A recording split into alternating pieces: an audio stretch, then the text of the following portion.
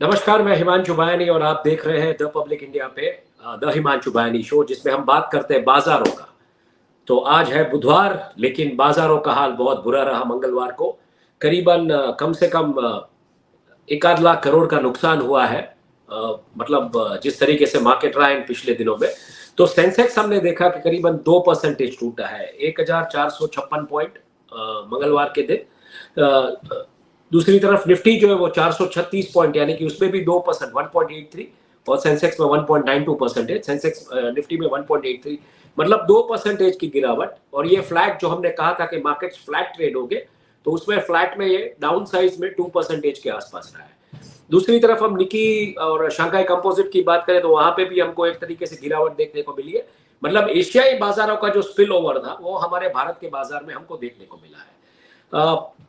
अगर हम देखने जाए तो मार्केट क्रैश के जो कॉजेज है उसमें खास करके इन्वेस्टर ने 11 लाख करोड़ का नुकसान किया, सॉरी 1 लाख करोड़ नहीं, 11 लाख करोड़ का नुकसान हुआ है। ऐसी रिपोर्ट जब आई तो मार्केट पे एक तरीके से पैनिक बटन इन्वेस्टर्स ने दबा दिया है।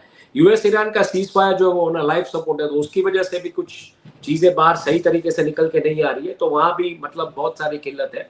तो उसको लेकर भी मार्केट ने उस तरीके से रिएक्ट किया है। क्रूड के दाम जिस तरीके से बढ़ रहे हैं, रुपया जिस तरीके से रिकॉर्ड लो पे 95 का एक नया मानक बन गया है, तो इन वजहों से खास करके कॉर्पोरेट अर्निंग्स है, लेकिन कॉर्पोरेट अर्निंग्स कहीं ना कहीं थोड़ी शील्डिंग कर रहे हैं, वरना मार्केट जो है वो 3 से 4% टूट सकता है। और डीआईएस जिस तरीके से बात कर रहे हैं, मतलब खरीदी कर रहे हैं, एफआई का जो मतलब एग्रेसिव जो सेल ऑफ है, उसको उसके सामने डीआईएस जिस तरीके से खरीद कर रहे हैं, तो उसके चलते मार्केट कहीं ना कहीं फ्लैट स्ट्रेट कर रहे हैं। इतना मतलब उसका नुकसान नहीं हुआ है। उदय कोटक उन्होंने मतलब इंडिया आईएनसी को वार्न किया है कि prepare for the worst shocks, big shocks to come from US Iran conflict. तो उसकी वजह से भी जब ऐसे लीडर्स कुछ बात करते हैं तो ऑब्वियसली मार्केट में इसका इम्पैक्ट आता है। Fuel prices impact, higher prices yet to hit the consumers, मतलब वहां पे महंगाई की दर और ये सब मुद्दे, जब ये सब बातें मार्केट पे शुरू हो जाती है या अखबार में, मीडिया में जब ये खबरें आना शुरू हो जाती है, तो ऑब्वियसली इसका इम्पैक्ट हमको मार्केट पे कहीं ना कहीं देखने को मिल सकता है। ऑस्टेरिटी पुश, मतलब जो सपोर्ट पीएम मोदी ने जिस तरीके से बात की है, सोना कम खरीदिए, मतलब पुलिंग कीजिए, वर्क फ्रॉम होम कीजिए, ये जो बात है उसको लेके एनर्जी शॉक वार्निंग कहीं ना कहीं लग रहा है कि क्रूड के दाम बढ़ने वाला। हालांकि अब चुनाव खत्म हो गए, तो जो बात हमने कही थी कि चुनाव के चलते शायद ये नहीं होगा, लेकिन चुनाव के बाद तो बिल्कुल ये बात है कि चुनाव जैसे ही खत्म हुए, शनिवार को जैसे ही शपथ ग्रहण समारोह खत्म हुआ वेस्ट बंगाल में, इतवार को जब हैदराबाद में पीएम गए, वहां पे जो इनॉग्रेशन करना था उस टाइम पे ये बातें करना उन्होंने शुरू कर दी है। तो क्लियरली हम जो बोल रहे थे वही था कि चुनाव के चलते बातें नहीं होगी, लेकिन चुनाव के बाद बिल्कुल इस दिशा में बातें होगी, और ये बातें होना शुरू हो गई है। इकोनॉमिक आउटलुक को लेके भी बहुत बड़ा मतलब एक झटका लगा है भारत की इकोनॉमी को। मूडीज ने इकोनॉमिक आउटलुक 6% की तरफ दे दिया है 2026 का। मतलब 6.4 6.5 की जो बात थी वो 500 मतलब 0.5% आपने कट कर दिया है, 0.5%। तो 500 बेसिस डाउन है आपका मतलब जो एस्टिमेट है। एचएसबीसी ने भी कहीं ना कहीं 6% एस्टिमेट लगा दिया है। इंडिया ग्रोथ स्टोरी Q4 जिस तरीके से देखा जा रहा है, तो उसमें ठीक है 7.2% की बात थी, लेकिन वहां पे भी सेंस लग चुकी है, वहां पे भी 6.6 की बात आ रही है। और इन सब फैक्टर्स की वजह से कहीं ना कहीं वेस्ट एशिया की वॉर की वजह से भारत की इकोनॉमी पे एक झटका पड़ा है। और जब ये आंकड़े बाजार में पड़े तो बम की तरह पड़े, और पूरा का पूरा मतलब सेंसेक्स और निफ्टी पे इसका असर देखने को मिला। स्टॉक मार्केट में शेयर्स भी डाउन रहे, फॉरेन इन्वेस्टर्स ने एग्जिट करना शुरू कर दिया है। इन सब वजह से बेसिकली मार्केट जो है मंगलवार के दिन अच्छा नहीं रहा। नेगेटिव जोन में, रेड जोन में मार्केट बंद रहा है। दूसरी स्लाइड की तरफ हम रुक करते हैं, तो दूसरी स्लाइड में क्या बात है, जियोपॉलिटिकल इंपैक्ट अगर हम देखने जाए तो जियोपॉलिटिकल इंपैक्ट जो है यूएस ईरान कॉन्फ्लिक्ट, जो मतलब उस कॉन्फ्लिक्ट में मतलब सीज फायर और लाइफ सपोर्ट जो है, उसको उसके चलते भी बहुत सारी बातें सामने आई। मिडिल ईस्ट के जो टेंशन है, जो एस्केलेट हुआ है, वहां पे जो समस्याएं खड़ी हुई है, और साथ ही साथ ऑयल के जो प्राइसेस है वो $105 प्रति बैरल चले गए।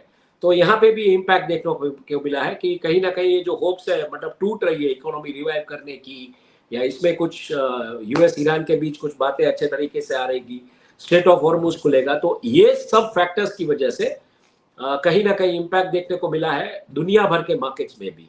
तो यूएस ने इमरजेंसी ऑयल मतलब रिलीज करने की बात की है, 53.3 बिलियन बैरल स्ट्रेटेजिक रिजर्व। दूसरी तरफ डिपार्टमेंट ऑफ एनर्जी ने कहा है कि नए कॉन्ट्रैक्ट्स देने की भी बात है अमेरिका में। और इंडिया की अगर हम बात करें तो 1.2 ट्रिलियन का लॉस बेल आउट अनलाइकली हो ही नहीं सकता ऑयल मार्केटिंग कंपनीज के लिए। तो उसमें ऑब्वियसली कीमतें बढ़ेगी पेट्रोल और डीजल की।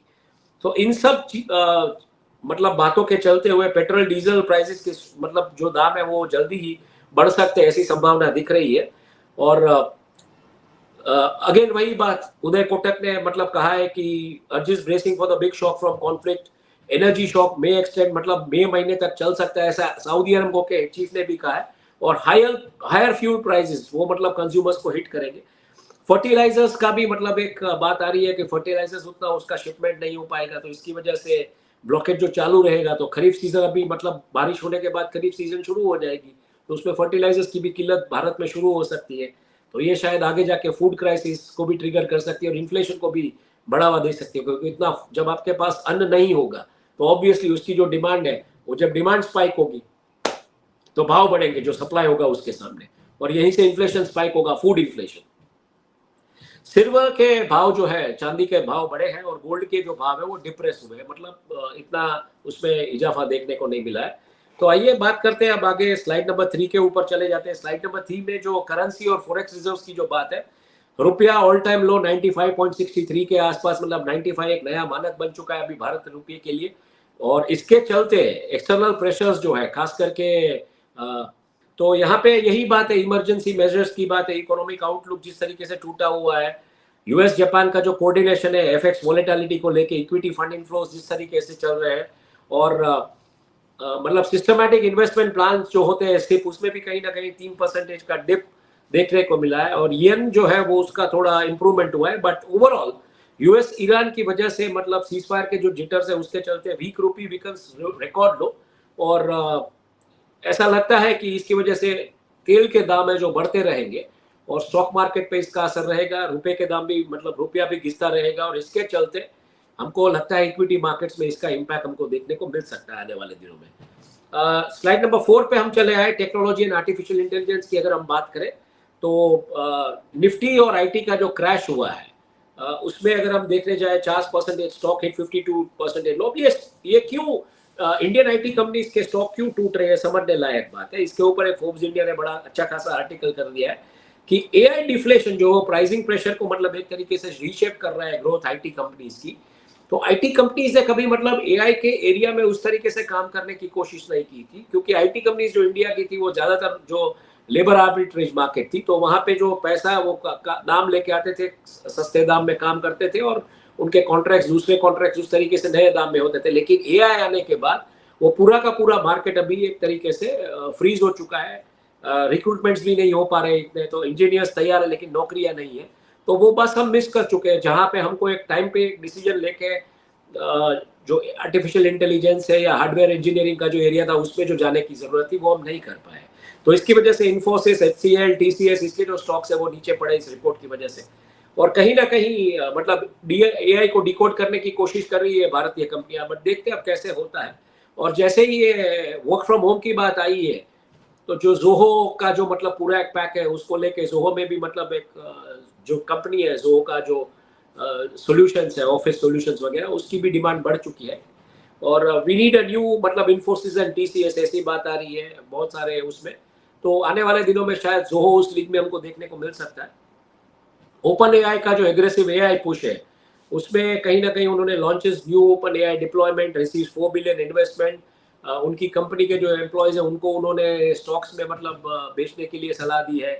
तो ये भी एक तरीके से देखा जा रहा है कि ओपन एआई जिस तरीके से एग्रेसिव हो रहा है वो आने वाले दिनों में भी एक मतलब पूरी की पूरी एक नई चैलेंजेस खोल सकता है एआई इंडस्ट्री के लिए, जैसे एंथ्रोपिक है या डीपसीक है, ये सब के लिए। OpenAI talent management wars जिस तरीके से शुरू है, Sam Altman removal was immature, Satya Nadella की जो बात आ रही है, Microsoft boss proud of profit making investments, GM lays off 100 of IT workers for stronger AI skills, मतलब एआई स्किल्स वाले वर्कर्स को लेंगे, बाकी के जो है एआई का स्किल्स नहीं है उन वर्कर्स को उन्होंने निकाल दिया है। एनवीडिया के जो सीईओ उन्होंने कहा है कि शेप व्हाट कम्स नेक्स्ट, मतलब आप एक ऐसे कगार पे खड़े हैं जहां पे एक फ्यूचर शेप हो रहा है एआई की वजह से, your career starts at the AI revolution, ऐसा कहा है एनवीडिया के सीईओ जेनसन ह्युआंग ने। और AI will transform low paying jobs into 6 figure, मतलब जिनको एआई आती होगी उनका भविष्य है, यहाँ पे ये बातें सामने आ रही है। आइए आगे बात करते हैं, स्लाइड नंबर 5 पे हम चले जाएं। तो स्लाइड नंबर 5 पे प्राइम मिनिस्टर नरेंद्र मोदी के जो ऑस्टेरिटी मेजर्स और इकोनॉमी को जिस तरीके से लेने की बात है, उसमें डीपीपी या NG forex rise and gold prices का इम्पैक्ट कहीं ना कहीं देखने को मिला है। फर्स्ट पोस्ट ने इस पीएम की अपील को कहीं ना कहीं साउंडिंग अलार्म ऑन फॉरेक्स कहा है। उदय कोटक ने पीएम के ऑस्टेरिटी मेजर्स को मतलब बैकअप दिया। उन्होंने कहा कि सही बात है, आने वाले दिन बहुत चैलेंजेस वाले हो सकते हैं इकोनॉमी के लिए, और इन सब स्टेटमेंट्स की वजह से भी मार्केट टूटा हुआ है। Warns of coming energy shocks, मतलब एनर्जी शॉक्स भी बड़े हो सकते हैं। इसके अलावा अगर हम देखने जाए तो Calcutta jewellers eye opportunity to evolve, यहाँ पे ये बात आ रही है how bullion industry plans to cut import bill. मतलब क्या करेंगे, क्या वो एक नया मतलब जिसको बोलते हैं इमिटेशन ज्वेलरी का मार्केट खड़ा होगा या लाइट वेट ज्वेलरी का मार्केट खड़ा होगा, क्या होगा? तो यहाँ पे आपदा में अवसर ढूंढने की कोशिश कर रहे हैं बुलियन ज्वेलर्स वगैरह, क्योंकि आप जब प्रधानमंत्री बोल देते हैं किसी मंच से कि आप ये कम कर दीजिए, ऑब्वियसली इसका इम्पैक्ट आना ही आना है।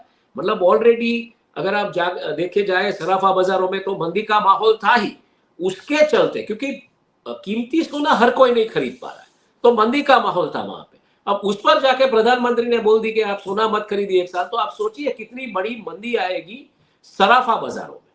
तो ये वहां से कैसे निकला जाए, उसके लिए भी बुलियन इंडस्ट्री भी ब्रेनस्टॉर्मिंग कर रही कि हम क्या कर सकते हैं ऐसे माहौल में। तो कहीं ना कहीं सबकी सर्वाइवल की बात आती है, क्योंकि ये छोटे छोटे बिजनेसेस होते हैं। सराफा बाजार में जो सोनी होते हैं उनकी छोटी छोटी दुकानें होती है। कॉस्टली गोल्ड वहां से नहीं खरीदा जाता है, कॉस्टली ज्वेलरी भी नहीं बनती, हालांकि मैरिज वगैरह की सीजन है। और अब जिस तरीके से कॉर्पोरेट्स आ गए ज्वेलरी और बुलियन के मार्केट में, तो इसका इम्पैक्ट आना ही आना है। उसके अलावा इस gold recycling not demand cuts the answer to India forex challenge, इसके ऊपर भी बात हो रही है। सुनील भारती मित्तल ने कहा double down on investing in India, cut obsession with the gold. मतलब उन्होंने कहा कि स्टॉक मार्केट में इन्वेस्ट कीजिए, आप गोल्ड में इन्वेस्ट मत कीजिए। India's gold import how it impacts our economy, इसके ऊपर इकोनॉमिक टाइम्स ने भी अच्छा खासा मतलब एक पूरा एक्सप्लेनर रखा है। और work from home remote work policies under review after PM Modi appeal, Zoho to bring back work from home, ऐसी बात है। Sridhar Vembu response, IT industry body के जो मतलब जो बॉसेस है उन्होंने कहा है कि we seek help from the government directive कि वर्क फ्रॉम होम को हम कैसे आगे बढ़ाए। Labour advisory from for work from home expected है very soon. Work from home India will corporates consider, मतलब क्या अब ये ऑफिस का जो जाना आना, ये सब ऑफिस का जो एक जमाने का मतलब माहौल था वो खत्म होने जा रहा है वर्क फ्रॉम होम को लेके। तो ये सब मुद्दे हैं। India airlines response to PM Modi's appeal, cutting non essential travel and saving forex. Times of India ने स्टोरी की है ज्यादातर कॉर्पोरेट्स और वहां के जो ऑफिशियल्स हैं उनके साथ बात करके। India INC backs Modi's call to cut gold buying and foreign travel, मतलब जरूर ये तो ये ट्रैवल करेंगे वरना नहीं करेंगे। सुनील भारती मित्तल ने जिस तरीके से कहा है needs to move faster towards renewable energy spend within the country, तो ये सब बातें हैं। अब ये कैसे इंप्लीमेंट होगी, क्या होगा, ये तो देखना पड़ेगा। और boosting kharif fertiliser stocks amid Middle East squeeze, मतलब ये कैसे करेंगे। No shortages, centre urges farmers not to panic buy, मतलब फर्टिलाइजर की कोई ऐसी किल्लत नहीं है, भले प्रधानमंत्री ने कह दिया है, अब सेंटर ये बोल रहा है। दूसरी तरफ India bolsters fertiliser stock 51% requirement met ahead of kharif, मतलब 51% रिक्वायरमेंट जो खरीफ के पहले उसका मतलब मैनेजमेंट हो चुका है। Strait of Hormuz blockade triggers fertiliser squeeze. तो ये सब फैक्टर्स है, इसके बीच कैसे मतलब रहेगा पूरा देश का माहौल, ये देखना पड़ेगा। आगे बात करते हैं, स्लाइड नंबर 6 के ऊपर हम चले जाए। स्लाइड नंबर 6 के ऊपर बातें आ रही है कॉर्पोरेट एंड इंडस्ट्री स्पेसिफिक्स की। तो उसमें जो Q4 रिजल्ट्स है उसको खास लेके Q4 रिजल्ट्स के लाइव अपडेट्स, मोबीक्विक का Q4 का जो प्रॉफिट है वो मतलब डिप हुआ है। इथोस का रेवेन्यू डिप हुआ है, नहीं इथोस का रेवेन्यू अब गया है 33%। क्वार्टर ऑन क्वार्टर मोबीक्विक का जो प्रॉफिट है वो डिप हुआ है। Keystone net profit down by 19%। Tata power, doctor Reddy's, Dixon tech, Torrent power, Berger paints and other to poster, तो इसके ऊपर सबकी नजर है। पीवीआर आइनॉक्स से 187 करोड़ का प्रॉफिट वाईओवाई, जो उनका लॉस था उसके सामने, मतलब धुरंधर, द रिवेंज, बॉर्डर टू, इन सब मूवीज की वजह से कहीं ना कहीं ये जो पीवीआर आइनॉक्स का जो प्रॉफिट है वो बढ़ गया है। Revenue climbs 26%। और एफआईआईएस डीआईएस का जो इक्विटी फ्लो है उसमें एफआईआईएस नेट सेलर है, 8,483 करोड़ का माल बेचा है, जबकि डीआईएस ने नेट बाय किया है 5,940 करोड़ का ऑन May 11, मतलब परसों सोमवार के दिन। और इसके चलते ऑटोमोटिव इंडस्ट्रीज में बड़े एक शिफ्ट नजर आ रहे हैं। Kia overmax Hyundai for the first time in home market. Seltos records 2 million global sales, मतलब 20 लाख गाड़ियां सेल्टोस ने पूरे दुनिया में बेची है। Kia Seltos Kia rewriting sales for Sorento effect on Toyota to build 1 lakh capacity India plant by 2029. 1 lakh गाड़ियां Toyota manufacture करेगा, उसका जो इंडिया प्लांट है वो 2029 तक फंक्शनल हो जाएगा। Confirms new SUV launch in 2029। तो यहाँ पे मतलब ये भी बात आ रही है कि नया गाड़ी भी लॉन्च करेगा टोयोटा नए प्लांट से। और टाटास का जो नोएल का जो मतलब पार्ट 3 अगेंस्ट वोट अगेंस्ट जो श्रीनिवासन सिंह एंड टाटा ट्रस्ट, उसमें क्रूशियल मीटिंग है, वो मई 16 तारीख को पोस्टपोन हुई है। हालांकि लीगल चैलेंजेस तो थे, बॉम्बे हाई कोर्ट में ये एक अपील दायर की गई थी कि इसके ऊपर आपको मतलब ये भी करना पड़ेगा। और इसके अलावा अगर हम देखें तो एफकॉन्स इंफ्रास्ट्रक्चर वो यूरोप में जा रहा है, मतलब क्रोएशिया में उनको प्रोजेक्ट मिले हैं 7,544 करोड़ के, लार्जेस्ट रेलवे प्रोजेक्ट कर रहे हैं क्रोएशिया में। एफकॉन्स एफजी इंफ्रा के शेयर जो है वो 8% बढ़े हैं। तो ये सब चीजें कॉर्पोरेट डेवलपमेंट वगैरह से आ रही है। आगे चलते देखते हैं कि स्लाइड नंबर 7 के ऊपर चले जाए तो स्लाइड नंबर 7 में अगर हम देखें तो इंडिया इक्विटी मार्केट्स की जो परफॉर्मेंस की बात है, खास करके मंगलवार और बुधवार के दिन, तो मंगलवार को जो मार्केट टूटा, सेंसेक्स 1456 पॉइंट टूटा, करीबन 2%। निफ्टी जो है वो करीबन ऑलमोस्ट 436 पॉइंट टूटा, वो भी 2%। और निफ्टी 50 जो है वो करीबन 456 माइनस 4.56 700 पॉइंट्स का डिप्स वगैरह लॉस हुआ है। रीजंस यही है, एस्केलेटिंग जियोपॉलिटिकल टेंशंस है, सर्जिंग क्रूड प्राइसेस है, $160 प्रति बैरल चला गया है, रुपया टूट रहा है 95.63 पे। ऑस्टेरिटी कंसर्न्स, पीएम मोदी ने जो गोल्ड, ट्रैवल, एनर्जी उसको लेके जो बातें की है, ये सब फैक्टर्स भी है। और उसके अलावा आईटी सेक्टर के जो स्टॉक्स है वो नीचे टूटे, तो इसकी वजह से मंगलवार को मतलब persistent FPI selling again 8,500 crore के आसपास का, तो इसकी वजह से पूरा का पूरा इंपैक्ट देखने को मिला है। 11 लाख करोड़ का एक व्हाइट वॉश हो गया है भारतीय इक्विटी मार्केट्स में। और अगर हम आज की बात करें वेडनेसडे की, तो वेडनेसडे आपको निफ्टी के जो लेवल्स है वो कहीं 23,550 से लेके 23,800 के बीच का सपोर्ट है, क्रूशियल सपोर्ट है। रेजिस्टेंस जो है 24,000 24,300 के आसपास। और क्रूशियल सपोर्ट बैंक निफ्टी का भी अगर हम देखें तो 54,000 से 54,400 तक, स्लाइड टुवर्ड्स 53,400। और अपकमिंग ट्रिगर्स जो है उसमें खास करके Q4 अर्निंग्स वो कैसे शेप करेंगे मार्केट को, इसके ऊपर सबकी नजर है। भारतीय एयरटेल के ऊपर सबकी नजर है, डीएलएफ के ऊपर सबकी नजर है, टीवीएस मोटर को, ग्लोबल क्यूज एंड यूएस का जो सीपीआई इन्फ्लेशन डेटा आएगा उसको लेके भारतीय बाजार कैसे रिएक्ट करेगा, उसके बारे में भी बात है। आखिरी स्लाइड, बुधवार के दिन मतलब अगर हम देखने जाए तो what are the hunters hunting for, मतलब इक्विटी ब्रोकरेज किसके ऊपर नजर जमा के बैठे हैं। तो इंडिया इक्विटी मार्केट में खास करके इक्विटी ब्रोकरेजेस की अगर हम नजर पड़ रही है तो renewable energy sector, fertiliser, banking और इंफॉर्मेशन टेक्नोलॉजी के स्टॉक्स पे। बाय ऑन डिप की उनकी जो मतलब थियरी है वो अभी यहाँ पे कार्यरत है, तो जो आईटी स्टॉक्स टूटे वो शायद वो खरीद भी सकते हैं, ये भी पॉसिबिलिटी है। और इसके अलावा बाई कॉल दिया गया है वारी एनर्जी जो कि रिन्यूएबल एनर्जी की कंपनी है, कोफोर्ज को बाई कॉल, और साउथ इंडियन बैंक के लिए बाई कॉल दिया गया है। दूसरी तरफ वॉच एंड होल्ड का कॉल दिया गया है टाटा पावर, वेदांता वगैरह के लिए। और वेदांता का जो मर्जर हो रहा है उसको लेके डीमर्जर की बात है, तो वहां पे वॉच एंड होल्ड का कॉल दिया गया है। वॉच एंड होल्ड का कॉल दिया गया है इन्फोसिस को, इन्फोसिस के लिए भी। और दूसरी तरफ अगर हम बात करें वर्ल्ड मार्केट्स में, तो वर्ल्ड मार्केट्स में की सेक्टर्स कौन से जिसके ऊपर एफआईआईएस की नजर है, तो उसमें semiconductors, AI infrastructure, energy, strategic reserves, emerging markets, उनके ऊपर उनकी नजर है। और एनवीडिया का उन्होंने होल्ड एक्यूमुलेट का कॉल दिया हुआ है। ओपन एआई रिलेटेड जितने भी डेवलपमेंट, एंटरप्राइज एआई शिफ्ट, उसको लेके उन्होंने वॉच कहा है। और बाय एंड एक्यूमुलेट का कॉल दिया गया है ताइवानीज और साउथ कोरियन बाउसेस और सऊदी अरब में खास करके। ये ज्यादातर जो रेकमेंड्स है वो सिटी, गोल्डमैन सैक्स और इन जो ब्रोकर्स होते हैं वर्ल्ड वाइड बड़े बड़े, उनकी तरफ से जो मतलब स्टडी होकर उनके रिपोर्ट्स आते हैं उनकी तरफ से है। तो बस यही थी आज की बात। Stay invested, stay safe. अंत में मैं इतना ही कहूंगा, अगर मुझे कुछ निष्कर्ष निकाल के कुछ बात करनी है तो यही है कि भारत का जो स्टॉक मतलब एक परफेक्ट स्टॉर्म है, वैश्विक बिखराव के बीच लचीलेपन की परीक्षा है भारत की। भारतीय अर्थव्यवस्था एक हिंसक चौराहे पे खड़ी है। आप स्क्रीन फुल कर सकते हैं, इसको हटा सकते हैं, आप ये जो ग्राफिक प्लेट है उसको हटा सकते हैं, ताकि जो भारतीय अर्थव्यवस्था है मतलब हिंसक एक चौराहे पे खड़ी है। स्थिर विकास और मध्यम मुद्रास्फीति के जो गोल्ड क्लिक्स है उसको लेके, गोल्डी लॉक्स है उसके 3 झटके वो बेरहमी से बाहर कर दिया है। और बिगड़ता पश्चिम एशियाई का संघर्ष, गिरता हुआ रुपया और तकनीकी बदलाव जिससे भारत की जो सेवा निर्यात या बुनियादी जो ढांचा है, खास करके सर्विस इंडस्ट्री को लेके, सर्विस एक्सपोर्ट्स को लेके, वो कहीं ना कहीं खतरे में डाल दिया है। और आने वाले दिनों में सेंसेक्स और निफ्टी में भी मतलब इसकी इंपैक्ट हमको देखने को बिल्कुल मिलेगी।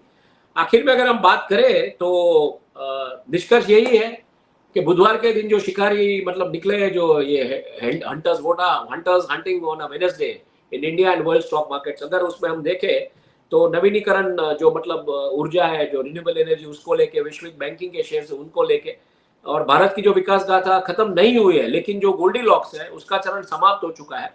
और अब जो शुरू हो रहा है वह कड़ी मेहनत और संघर्ष का युग है, जहां पे ऊर्जा स्वतंत्रता और एआई के साथ तालमेल बिठाना अब केवल शब्द नहीं है, पर बल्कि अस्तित्व का एक मात्र साधन है। तो यही है आज का मतलब, यहीं पे हम अपनी बात खत्म करेंगे। Stay invested, stay safe. अपनी जो कंस्ट्रक्टिव क्रिटिसिज्म है भेजते रहिए, और ऐसे प्रोग्रामों के लिए देखते रहिए द पब्लिक इंडिया, और उसके ऊपर ये शो द हिमांशु बयानी शो, जिसमें मार्केट्स के बारे में बात करते हैं। तो बिल्कुल आपके सुझाव हमें देते रहिएगा। धन्यवाद। आपका दिन शुभ रहे।